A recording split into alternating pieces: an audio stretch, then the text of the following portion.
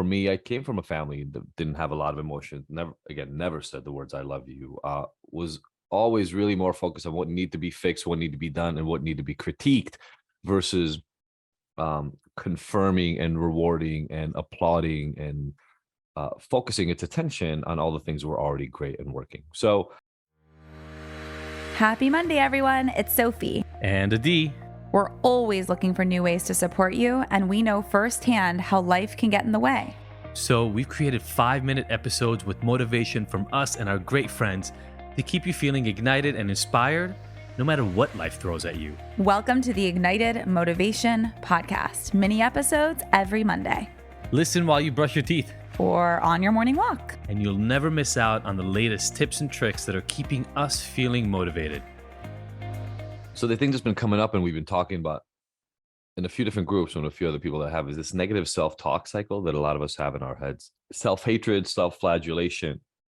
Call it what you want, but in the end, what it feels like internally is this constant secondary voice under the surface that is focusing regularly on what you haven't done yet, what you're not good enough at, what you still haven't achieved, what you will never achieve, why you're unlovable, why people don't like you, why you're never going to make anything of yourself. It's that cycle, why you're not going to be able to follow through on the things you want to, that voice that just so many of us have in the back of our heads oftentimes.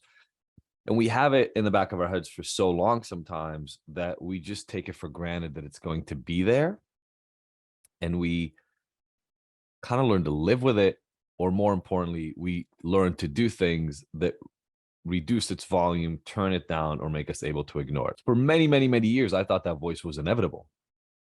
I actually thought everybody had that voice speak as loudly in their heads as I did, and that everybody was just hiding it. I learned since that that was false. That was the part of me that always thought that everybody's experience is the same as mine, which is, by the way, not true.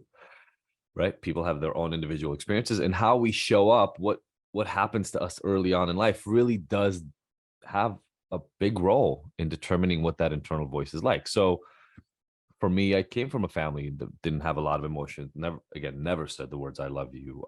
Was always really more focused on what needed to be fixed, what needed to be done, and what needed to be critiqued, versus confirming and rewarding and applauding and focusing its attention on all the things that were already great and working. So I know where a lot of the tendencies developed, and I don't know what it would have taken for them to develop differently for me. Point is, by the time I was in my 20s, mid-20s even, I imagined I was going to spend the rest of my life with that voice being as loud as it was in the back of my head. And I, to be perfectly honest, was living the life that proved that that voice was right. So all the evidence was in front of me, and it was very clear. You are a shitty person. Look at all the things you've done. Look at all the things you're currently doing. Look at the direction you're going in. Your life is horrible. It sucks. You are powerless. You have no self-will.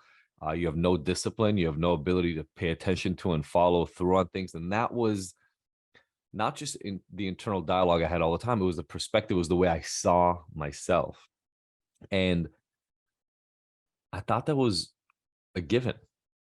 I didn't realize that there were not only ways of changing it, but importantly, that the reason those thoughts were in my head all the time were because of the past and the ways I was showing up. And that if I changed the way I started showing up, even in small ways, those thought patterns would change over time. You just listened to the Ignited Motivation Podcast. Did you love the mini dose of motivation? Please let us know. Your feedback and experience is our number one motivator. Leave us a review, subscribe, and share with your favorite people on your favorite apps. And don't forget to catch the next episode every Monday. Because we want to hear from you. So join the conversation and discover bonus content on our website and Instagram. You can find the links in the show notes. Now that you're ignited, what are you motivated to take on?